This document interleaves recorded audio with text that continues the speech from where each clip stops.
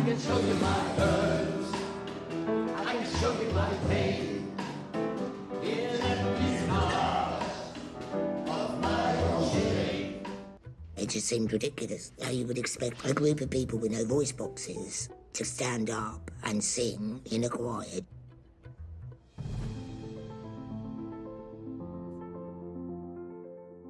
Most of them never sang before.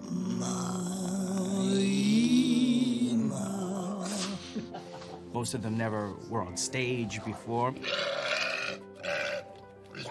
And they're going to put on a show, and they're going to add this other 2 or 3 layers of emotional vulnerability. I never thought I would do something like this.